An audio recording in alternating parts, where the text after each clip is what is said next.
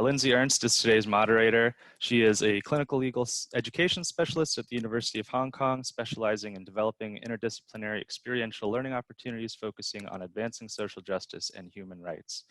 Let's hand things over to you now, Lindsay. Joshua, before you hand it over to me, can you share your screen again and go back one slide? The symposium wouldn't be possible without the dedicated support of the Canada Fund for Local Initiatives, the Ministry of Foreign Affairs of the Netherlands, the Alice Lam Memorial Fund, the Mark Headley and Christina Peel.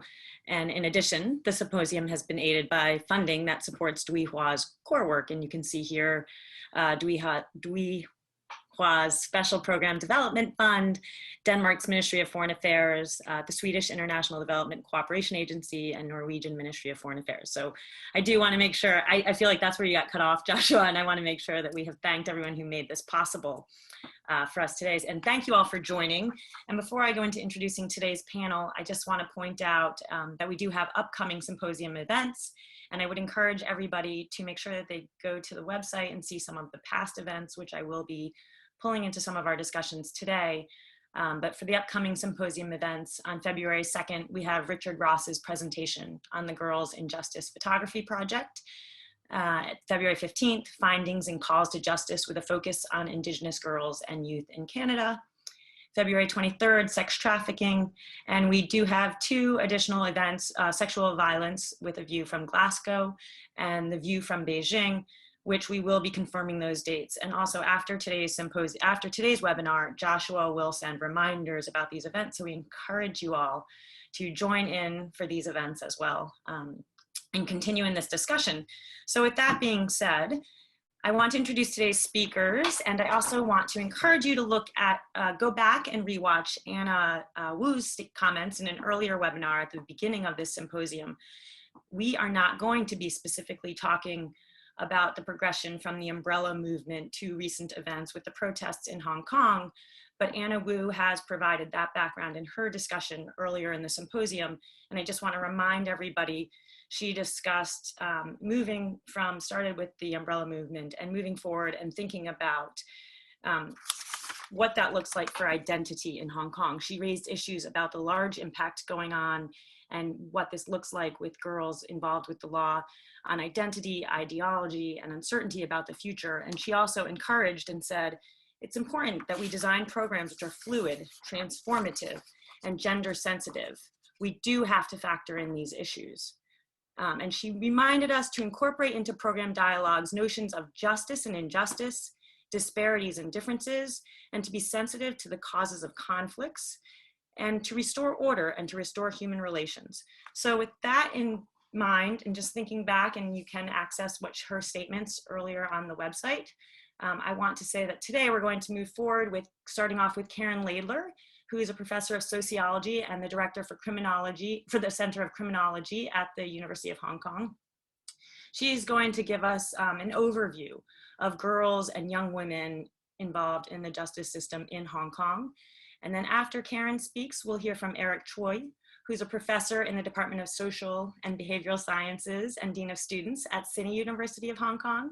And he's going to specifically speak about girls and young women involved in gangs and organized crime affiliation. And then we'll hear from Zhang Hongwei, who has also presented in an earlier webinar. So we'll go into a little bit deeper exploration of some of the issues he raised in his earlier webinar, which is also available on the website.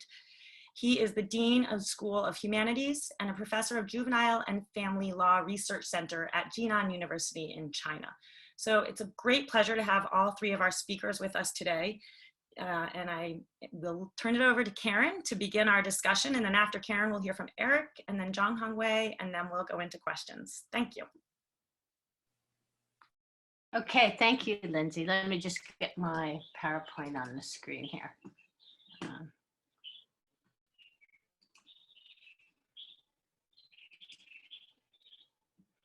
Okay, so welcome, good morning, everyone, or good evening, wherever it is that you may be in across the globe.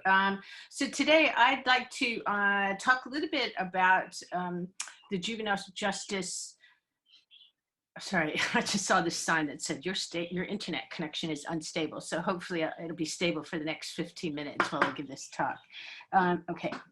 So what I'd like to do today is kind of give you an overview in connection with the broad theme of girls in conflict with the law. I'd like to talk a little bit about recent 30-year trends in Hong Kong in terms of arrest and processing through the juvenile justice system.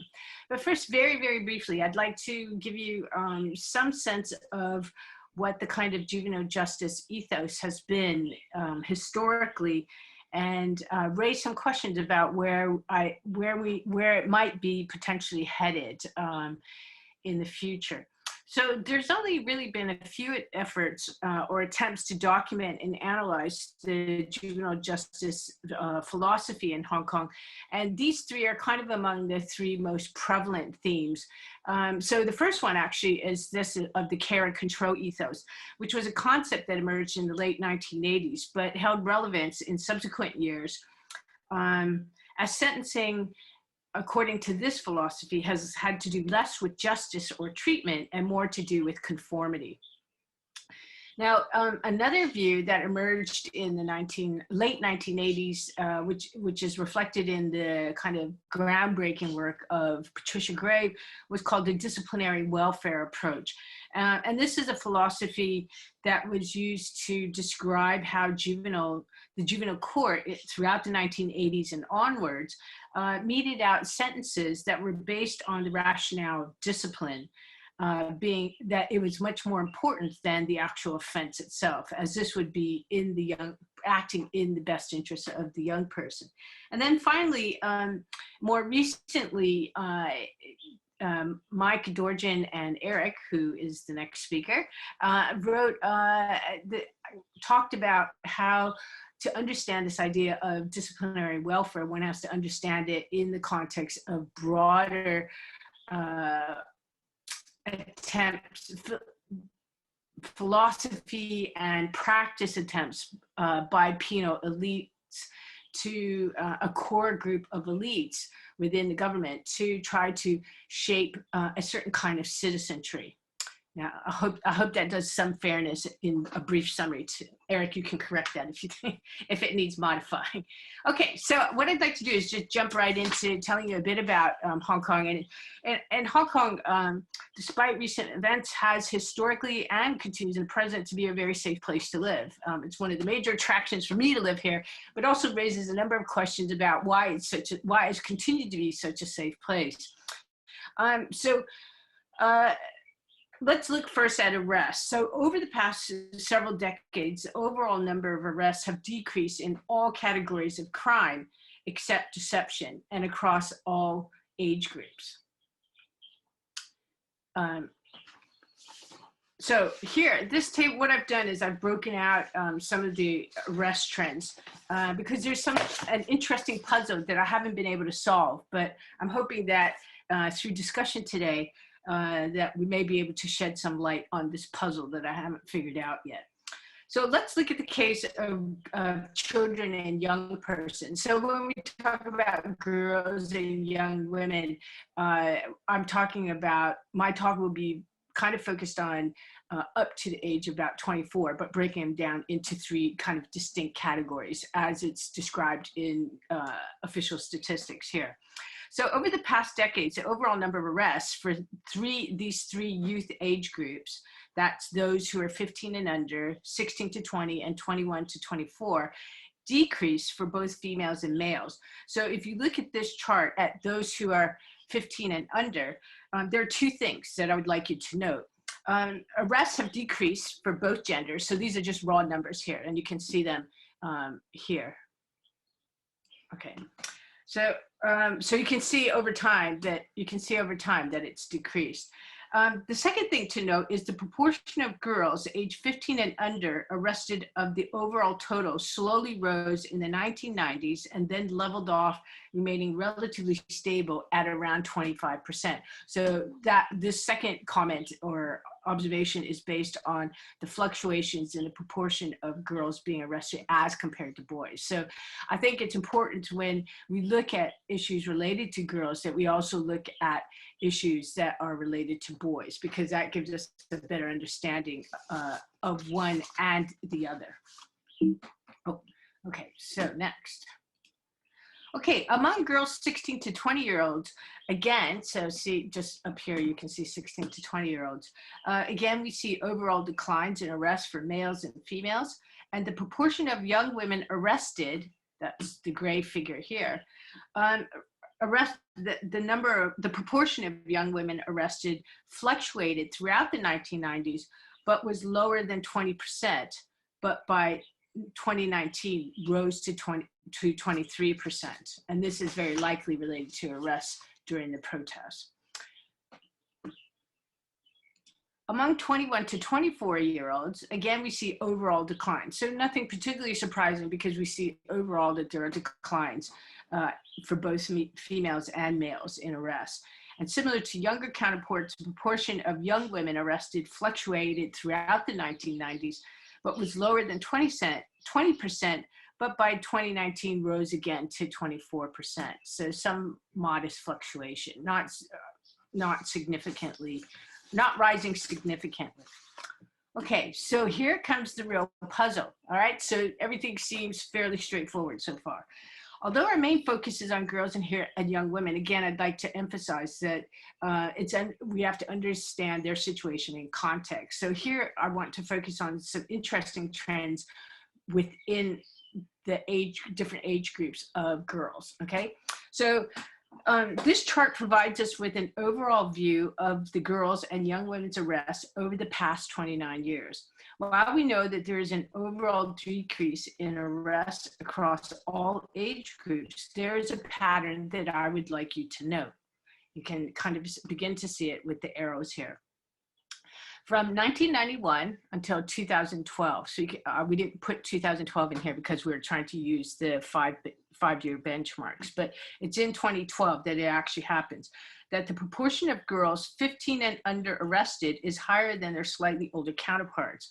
So here you can see by the gray, these are 15 years and under, 15-year-olds and unders, females. And see, as you can see, the proportion of them compared to other girls, older girls, is actually higher. So as you can see that by the gray, it continues to peak, and then it starts to decline by 2006. And then by 2012, we begin to see that it declines so that it is lower than that of their older counterparts. And that remains consistent throughout the present. So the turning point then is 2012. Since then, arrested young women started outnumbering girls.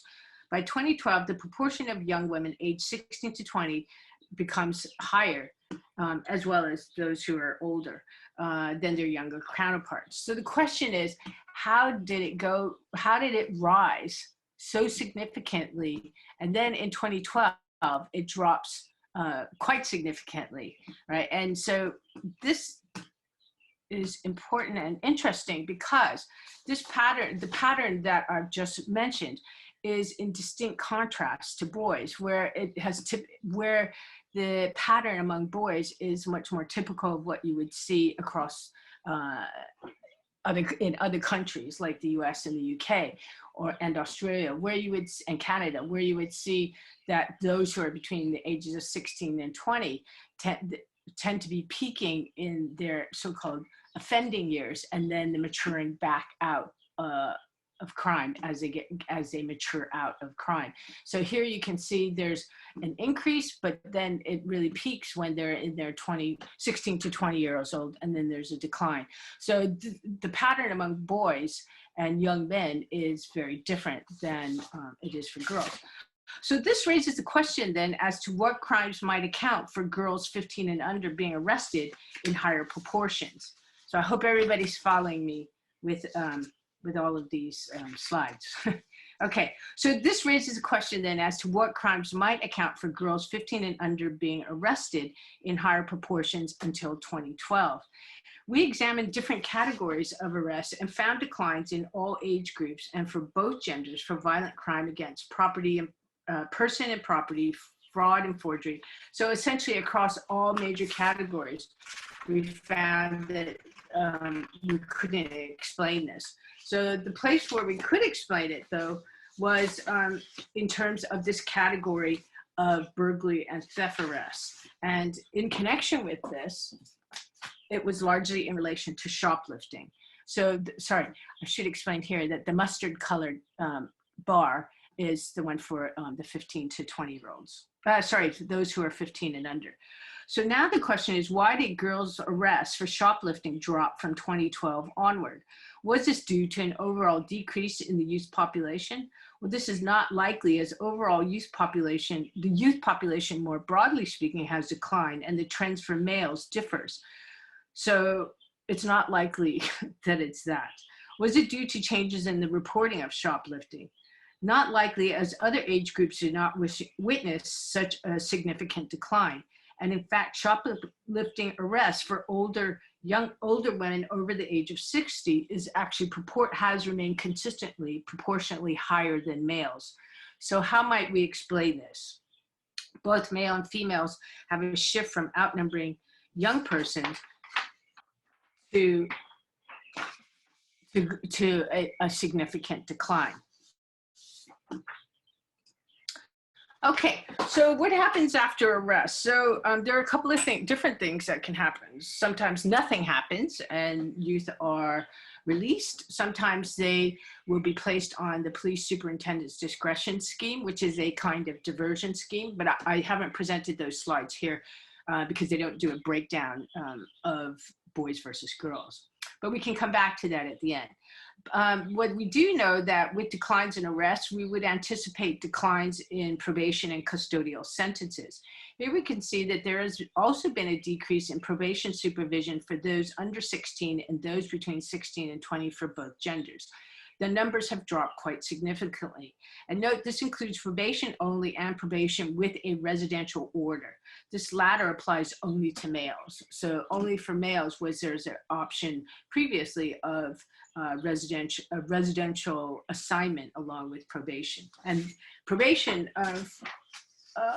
is overseen by the Social Welfare Department, not by Correctional Services, as is the case in some other countries. Okay, so let's look at correctional services. They, in relation to custodial sentences, there are several types overseen by Correctional Services Department for young persons. And this can include a prison-like environment, training centers, detention centers, which are for males, and drug addiction treatment centers. So given arrest trends, it's not surprising that there's been overall declines in admissions to one of these types of correctional institutions. The one exception, as we'll see, is for young women's imprisonment in the early 2000s, but this later declined. And if I have time at the end, I'll talk more about that because it's not that germane to this discussion. This chart provides a 29-year review of girls and young women's admissions to a correctional facility. As you can see, there was a steady rise in admissions for all age groups until 2001. Here you can see this. And then there was a steady rise in admissions for all groups until 2001, after which there was a significant drop by 2011, and that has continued to decline.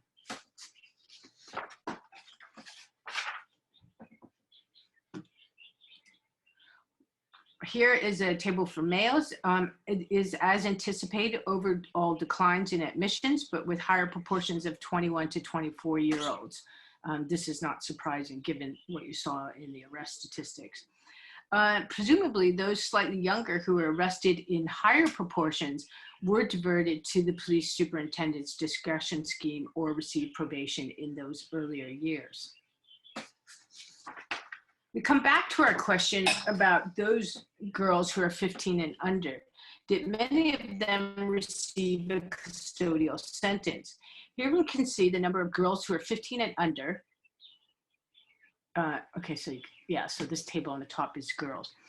15 and under, and the number who have been admitted to some form of custodial sentence is relatively small. But among those who received a custodial sentence, it was largely for property offenses and against local laws. So local laws would include breach of conditions of stay. So coming from abroad, or in many instances from the mainland, and being here not with in violation of their breach of immigration stay. So basically violating their visa or the visa ordinances. Okay, the rise among those who are 16 to 20 and older is related to the incarceration of mainland sex workers for the breach of conditions of stay. So I've pointed that out with the arrow here. And those are for relatively short periods of time. And I've written about that previously, which I can talk about later if there's questions. So this chart shows that the rise among those 18 and older was largely related to the incarceration of mainland sex workers for breach of conditions of stay. Okay, so coming into the last two slides, what factors should we take into account in looking at the process by which girls and young women, and boys and young men too? One important risk factor to consider is child abuse. While we know this is difficult to estimate given the silence associated with abuse, we do have some figures of cases reported to the Social Welfare Department. The rate of reported physical abuse is comparatively similar for girls and boys. So that's here on this chart here. This is reported as reported to the Social Welfare Department. The rates of reported physical abuse is comparatively similar for girls and boys. For girls, this averages over the 10-year period to about 40 per 100,000. And for boys, this is slightly higher, around 46 per 100,000. The rate of reported sexual abuse among girls is comparatively higher than boys, with girls rates average at around 50 per 100,000 in the population, and for boys it averages under 10 per 100,000. So you can see quite a big difference there. Okay, so finally, just some things that we might want to have some conversation around at the end. So one might say that the decline in arrests among girls and young women reflects general declines in the youth population, but there have been declines among girls as well as their male counterparts. Moreover, the drop is irrespective of age group, so probably we need to go beyond this. What also remains a puzzle is the higher proportion of girls arrested than their older counterparts until 2012. As we've seen, these arrests are likely related to shoplifting. Well, why did it change around 2012? Could it be related to more support from social workers on the front lines? Or have they made changes in handling shoplifting cases among young people? Not likely, as the patterns have not changed for other age groups. We do know that very likely most young persons would be placed in the police superintendent's discretion scheme for shoplifting if it is their first time. One issue we've been thinking about is how and whether these declines are somehow connected in some way with changes in how young people and more broadly the general population interact and engage with social media, spending less time perhaps in public spaces. Given the overall declines in probation orders and custodial sentences, it gives us pause to reflect on what this means in relation to where juvenile justice policy has gone from the early 1980s throughout the 1990s and into the early 2000s. So this concludes my talk. I think I've run out of time. I may have gone over a little bit. I'm sorry about that. Okay, so on to the next person. Eric, if you can now share your screen, we'll move on to Eric. Thank you very much, Karen. And please do be reminded that if you have any questions that you want to write into the question and answer, please feel free to write them in, and then we will raise them after the presentations. Thank you, Eric. Hey, good morning, everyone, and good evening, everyone. So first of all, I'm very honored to give a short presentation regarding to one of this small scale research that I have conducted about a few years ago. And the topic that we have chosen is about street gang members, as opposed to what Karen have just mentioned about the juvenile offenders. Either they put on probation or they are given a custodial sentences as such, rather than these are the street gangs. And the reason why we conduct this research is simply because this is a joint effort between my research team and a social work outreach team in Hong Kong.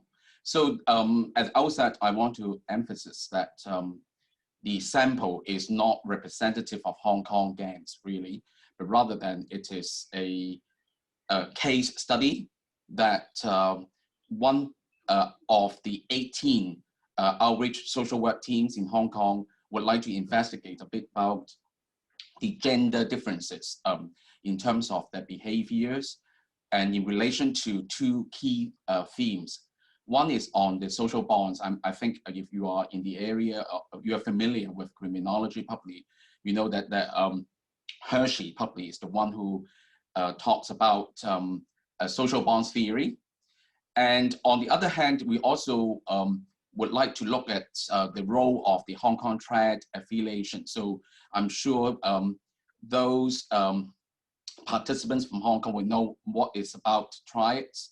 But for those who are from overseas and you watch some of the movies, it's about the gangs and also the triad societies and things like that. So in particular, so we really want to look at that. How are these two key concepts are related to the delinquency among the male and female street gang members. And of course, ultimately, the team would like to have more practical implication in particular to look at how they should respond to male gang members, and also how they would like to respond to the female gang members, because I'm sure most of you will get to know that in the past, male delinquents are the major focus of most of the research. As I repeat again, so we take into account that gender is quite an important issue, because in particular to that outreach team, they feel that there is an increasing number of female gang members in their particular public housing estate. So, which is very unique in that new town in Hong Kong. And instead of using relying on the official data as what Karen have shown us about the conviction record, the imprisonment prison statistics, we rely very much on the self-report measures from the gang members. So I will tell you a little bit later how we can ensure a better response from the gang members. So as I've repeated again, this is a collaborative work. So my research team was the one who designed the questionnaire together with the outreach team. And in fact, when dealing with the data collection, so the social workers are actually the one who helped me to collect the data, rather than I send out RA on the street and to interview them on the street and things like that.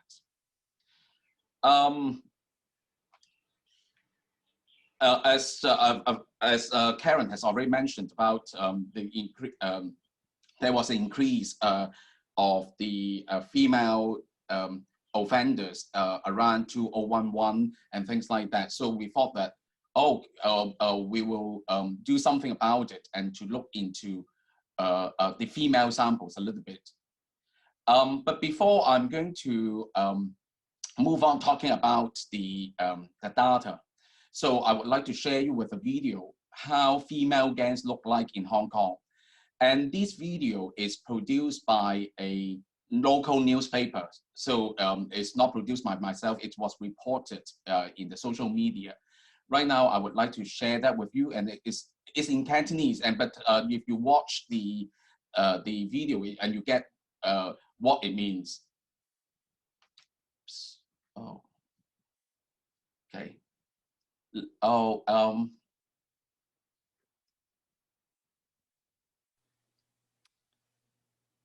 we can also, if we don't have time to show this video yeah, clip yeah. now. Maybe I'll keep going.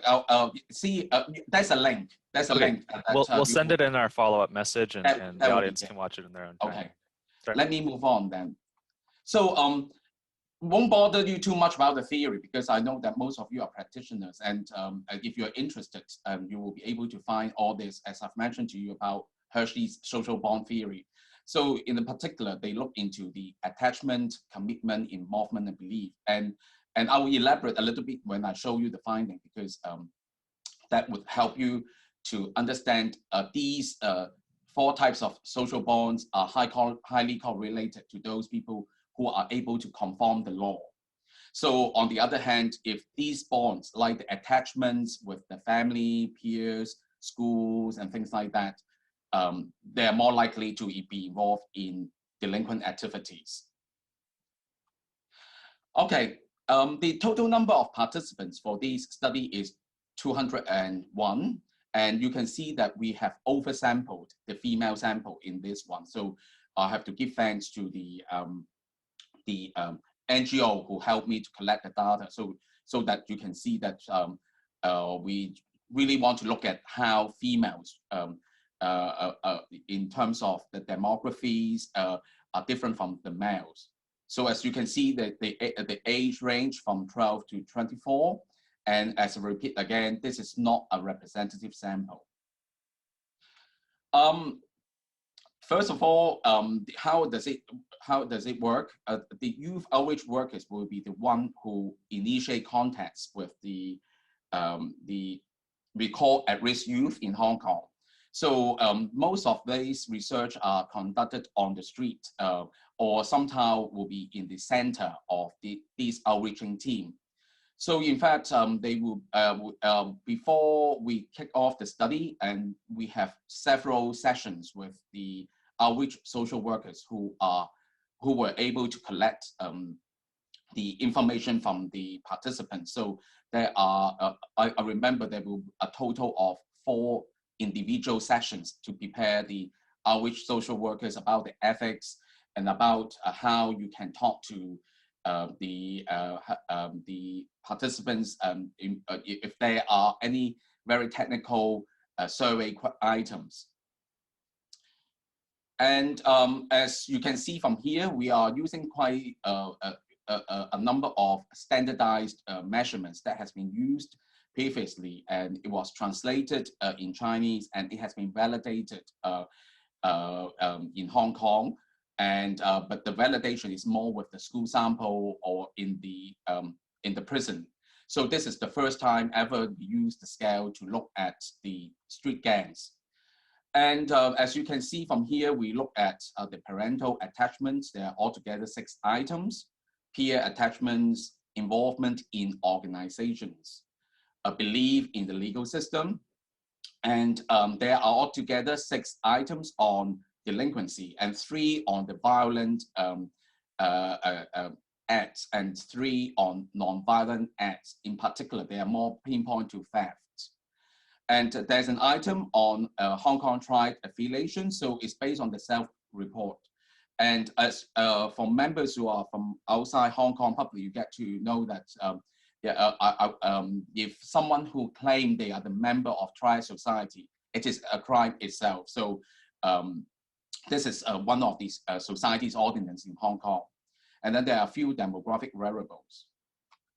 And again, we are using quite a number of statistical analysis and to look at to analyze the finding. But again, I won't bother you on this, rather than I want to jump to the results. Okay, for the first slides on the results, I just want you to look at these column in particular, to look at the females.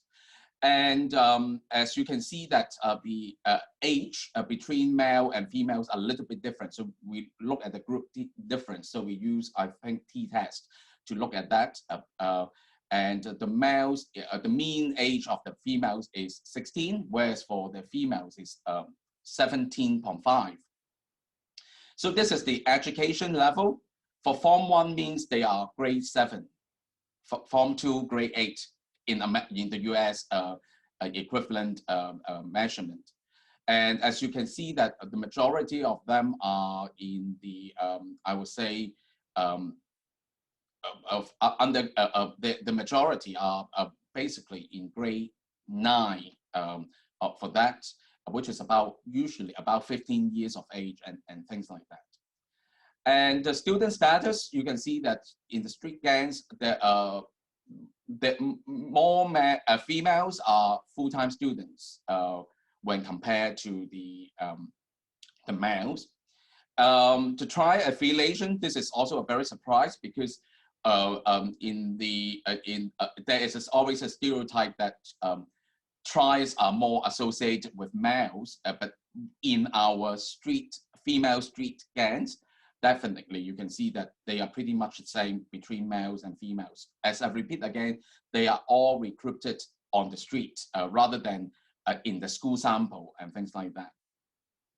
And you can see in the particular difference is the there are in terms of the violent acts, there's no significant difference between males and females. So again, this is another interesting finding because most of us will believe that males are more likely to commit violent acts than females. But in our struck sample, definitely by the self-report, you can see there is no significant difference between males and females. And on the other hand, when we look at the past theft committed, so there are more males than females in our sample. So maybe that is the uniqueness of our group of female street gangs. So there are more males than females in that way. And for the parental attachment, there are slightly different. Same as the belief in the legal system. The lower the score, that means they have a weakened belief in the legal system. So you can see that the group of the females that we have sampled, indeed, they have a weaker in terms of the belief of the legal system. I hope this page just gives you some ideas. Who are the female street gang members? What are the characteristics that we've got here? And the next slides are more complicated, but I just use very plain language to explain to you how we conduct the analysis in the next step. In particular, you can see the variables here. We want to put all these two together and to see the interaction of these variables. And in particular, we introduce one block and then the second block and the third block. Right now, I just focus on these block 3, where all the variables are put together. And in this slides here, in particular, you can see that we want to look at the relative importance of these variables in explaining. For this slide is on theft. So to look at theft for male. So we want to know what explains more for theft. So you can see that from here, the social bond, one of the bonds, which is the parental attachments, explain quite a lot. And also the involvement. And I will tell you a little bit more about this observation, but I just want to highlight the variables that we find that they are more significant than the others to explain why they are involved in theft. Whereas for the female, you can see that there are some differences in terms of the variables that explain more. For females, on theft will be belief. So the belief in the legal system, and also the triad affiliation. So it explains a bit more than the others. The next table shows the violence. You can see that the variables are again very different. So in the old days, we just simply use delinquency as a whole. But rather in this research, we just want to focus on 2 aspects. One is on theft, and then the other one is on violent acts. And for males here, you can see parental attachment, involvement, and tri-affiliation explained for violent acts here. But for this one, for violence, you can see that we didn't see any significant differences between two groups for that. And so here comes to the next one. So you can see from tables 2 and 3, you can see there are similarities and differences in terms of the significant effects of social bonds or even triads on the male and female delinquencies. Okay, let me summarize very quickly. Number 1, for male, we find that based on tables 2 and 3, weak parental attachment predict theft and violence for males. Whereas for the females, the weakened belief in the legal systems predict theft, but not violence for female youth street gang members. And then the third interesting finding is about the increased involvement in organizations associated with increased violent and non-violent delinquency males. This is contrast to the proposition of the social bond theory, because they believe that the more involvement in the organizations, the more likely they conform. But in Hong Kong, with our school samples and also with other, we have replicated, the study for the use of social bond theory into school samples in Hong Kong, Macau. And we find that we point to the same direction. And I will discuss with you later on why it is the case. This is a different, a particular for males. Sorry to be chiming in, Eric. I just wanted to, we have about one, maybe even less than 1 minute to go into. I'll finish with the findings. Okay, thank you. Okay, this is the last 2 points I want to make here. So again, I want to emphasize that for the males, the tri-affiliation was very closely affiliated with violence, whereas for the tri-affiliation are positively associated with theft among females. So I hope you by now you have some ideas what we have done. In fact, the reason why I've got so much to share with you, because the paper has been published in the deviant behavior, and this is the information you can get if you really want to know more about it. Probably I will stop here. Thanks so much. Thank you, Eric. If you can now stop sharing your screen, and then Zhang Hongwei, if you would like to share your screen now. Great.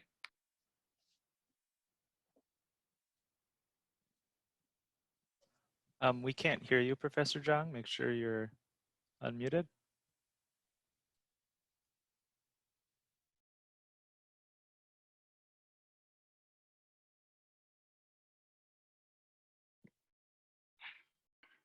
Yes, can you see my slides? Yes, we can see your slides, and now we can hear you too. Thank you, Professor Zhang. And unfortunately, due to some of the technical difficulties, let's try to keep this to 10 minutes. Okay, Professor Zhang? Yes. First of all, can you see my slides now? Yes, yes. So go on with your presentation. I don't know, something goes wrong now. I cannot see my screen now. Anyway, good morning and good afternoon from Jinan University. I'm Hongwei. First of all, thank you for the invitation from Dui Hua Foundation. And secondly, I'm quite interested in reporting my research on the girls' conflict with law in China, but unfortunately, I failed to find any relevant data from both Chinese and English literature. So instead, I will give you a brief introduction of the juvenile delinquency trend and juvenile justice in China briefly, and then we will talk about shortly about alternative to incarceration in China. Professor Zhang, I'll run the slides. Oh, okay, please.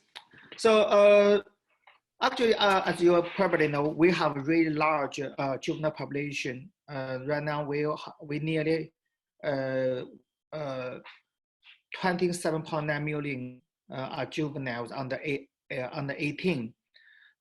Before early 1980s, there has been no clear difference between handling juvenile and criminal cases throughout the Chinese history. But we did make much progress in early 1980s.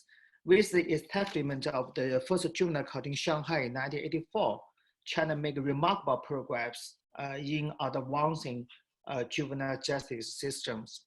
So right now, as you can see from the screen, and we got some data from the official statistics. As you can see clearly, there are actually two crime trends, one for juveniles and one for adults, that move in opposite directions. So unlike the general crime rate, which has steadily climbed since 2000, the number of the juvenile cases heard in juvenile courts actually fluctuated, with the peak of 88,891 cases in 2008. But since then, the number of juvenile cases heard in juvenile court has remarkably decreased. Could you move to next slides? And next, please. And from this slides, you can see while all offenders in prison get increased year by year, the number of the juvenile offenders on the age of 18 get much decreased. But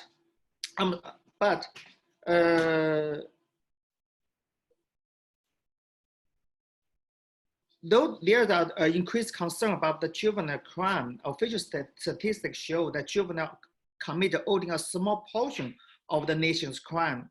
According to the official statistics from national government, the juvenile crime only account for 3.56% of the total crime. So it might give us some information that the government effort to crack down the juvenile crime activities has produced a positive result. As for the types of the juvenile crime committed, I have some statistics to share with you. Take the example of Guangzhou, that's the capital of the Guangdong province in China. From the year 2007 to 2014, there are about 8,800 juveniles were sentenced by the court. And the robbery, theft, and intentional assault accounting for about 68.83% of all juvenile crimes. Thank you for moving the slides. But unfortunately, we don't know yet about the gender difference in the types and the frequency of the juveniles. And those issues are not fully investigated.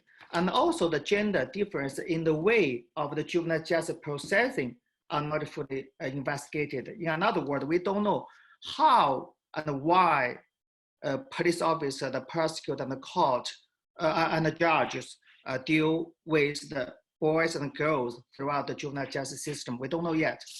And also, probably you have known last year, we revised two of the most important juvenile laws in China. That's the juvenile protection law and the juvenile delinquency prevention law. For these two laws, the policymakers try to re-emphasize the importance of the specialized school.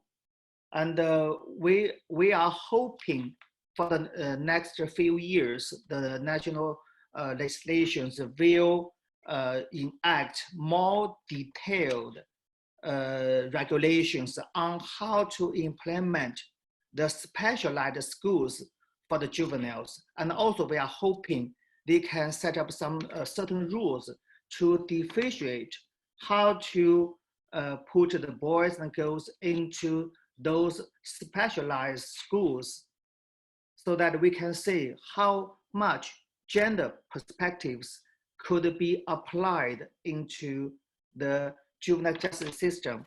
So far, that's my short presentation on this topic. And we are hoping this topic could be more and more important, so that the law scholars and criminologists in China could devote much more to fully investigate this topic on the girls in conflict with law. So thank you.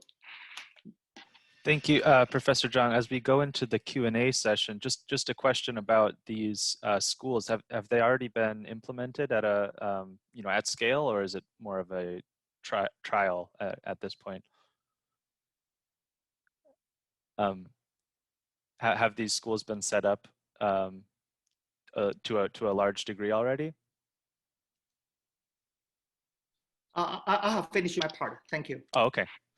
All right, let's go into a general Q&A. So Lindsay, I think we had some questions coming from the audience. We'll just try to briefly touch on them, and we know we're coming up on close to time. So we had some really good questions come in though. Joshua, do you want everyone the panelists to turn back on their cameras? Yeah, if they can, for this section. There we go.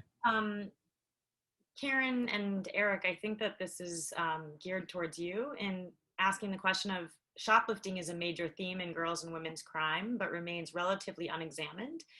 Do you, Karen, have any thoughts on that? And then Eric, if you want to chime in too. I think there's two other questions that are going to go more specifically to you, Eric. Hi, yeah, that's a great question. I actually, Joshua, I don't know. I tried to start my video, but it's not working because it says that the host is controlling it. So, okay. Sorry about that. That's okay. All right, there we go. There we go. Okay, that's a great question. Yeah, I don't know. It's the $1 million question, isn't it? Is it a question of women being caught more often for shoplifting, or is it a reflection of other broader structural issues? Yeah, I don't have an answer to that, but it is an issue that's relevant not just for girls and young women, but across the age spectrum. In a class that I teach for students who are just introduced to criminology, I have them look at the arrest tables, and I'll say, look for the one really interesting pattern that you would never guess off the top of your head. So they look at it, and then they realize that it's actually the one group where women or females exceed in arrest than that of males is actually for shoplifting, and that's true, particularly among women 60 and over. Now, whether that's universal, I don't know, but it does seem to be a trend. And why is it not examined? Maybe because it's seen as a somewhat mundane issue, but actually it speaks to quite a lot of bigger issues. I think about the structural inequalities in society. So I think that's what I would preliminarily say. And actually, it's a great reason why we should be looking more closely at it, because it does have, it is experienced and reflected in official statistics differentially between females and males. So there. Thank you, Karen. Eric, if you want to touch on that question as well, but there's two other questions that specifically are directed towards you. Which one is the finding that females are as violent as males may well be a product of the instrument measuring violence. And have you considered the issue of the conflict tactics scale? What are your thoughts on that? And then if I can just ask you the second question too, which is, do you see female arrests for robberies, thefts with the use of force or fear? Do you see the female arrests involved with boys during their arrest? And I think that that's a trend that that Patricia Lee's commenting has been seen in San Francisco. So it'd be great to hear your thoughts on that in terms of your results here in Hong Kong. Okay. First of all, thanks for these two questions. In fact, in one way or another, these questions are all related to the measurement. So I really appreciate the first questions about whether the measurements, especially on my scales on violence, would be able to capture the complexities of the violent acts, and also about the reliability. Whether the items that I put on the scale, in fact, has already direct them to certain directions. So we are fully aware of that, and but as I've mentioned before, that scales has been used in other settings, including the school sample, as well as in the prison setting, and has been used elsewhere. So there are limitations, surely. So that's the reason why I agree. And as a follow-up study, and in fact, the team also just say that we should just simply look at the female violence. What does it mean? And are we be able to capture this, the seriousness, and in what forms, and how do they how do they behave in reality, and things like that. So that is well taken, and I think each scales does have their own limitations, but it was the best one that we have chosen, because that is simple for self-reports and things like that. And the other question is about whether I have witnessed the females using force and etc. In fact, the video I'm showing to you later on, you click the link and you get to see that is on YouTube. And you see that they are using a lot of physical violence.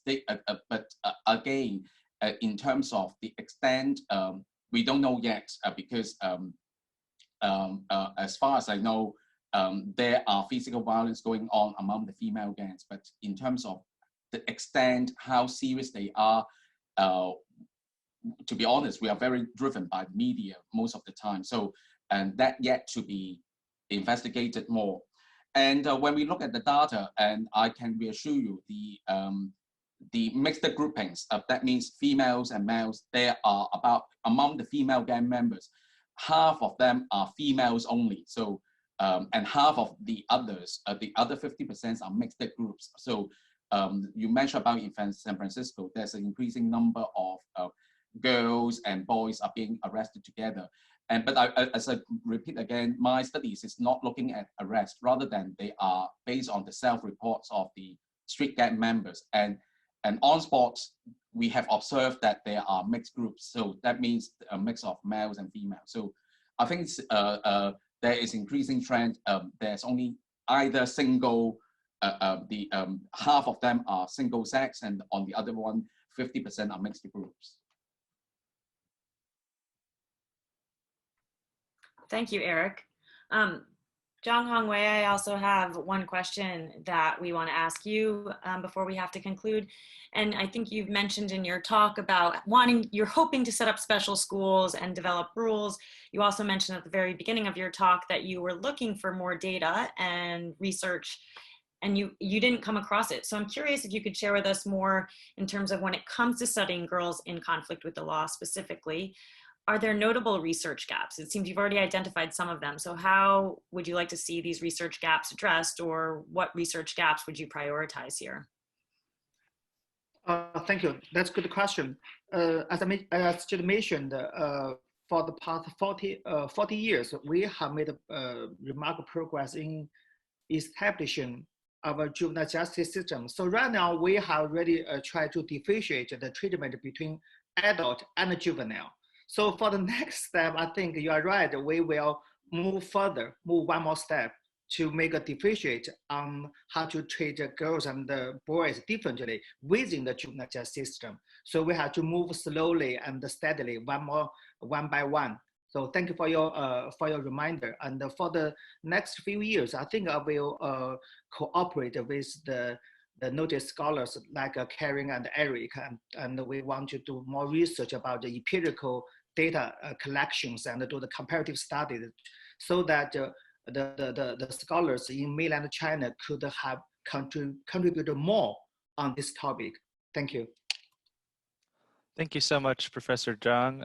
And that's so exciting to hear that, you know, this first International Symposium on Girls in Conflict with the Law is starting these conversations. It's connecting scholars from different countries. I think, unfortunately, that's all the time we'll have for questions and answers, but we really want to keep these conversations going.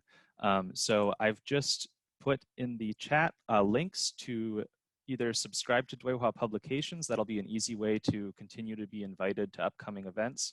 And then specifically to register for our next webinar. As we've mentioned, this is the 7th in a series of 12 webinars. So everyone who attended today will send you a follow-up email tomorrow, San Francisco time, that'll have that link to register for the next webinar too. We're really looking forward to it. It'll be photographer Richard Ross presenting on his Girls in Justice photography project, which you can see a cover of the book he's made on that project to the right of my screen here. He'll be joined by a social worker and from the San Francisco Public Defender's Office and someone from the District Attorney's Office in San Francisco to kind of bring to light how his art is illuminating the everyday sort of work that goes in with this really important topic. Also upcoming, we have on February 15, Finding and Calls to Justice with a focus on Indigenous girls and youth in Canada. February 23 will be a panel on sex trafficking. And then we have 2 panels that have yet to pin down an exact date. But we will definitely try to keep you all informed, especially if you subscribe to our publications. That'll be an easy way for us to keep sending you invitations going forward. Thank you all so much for your patience through today's technical difficulties.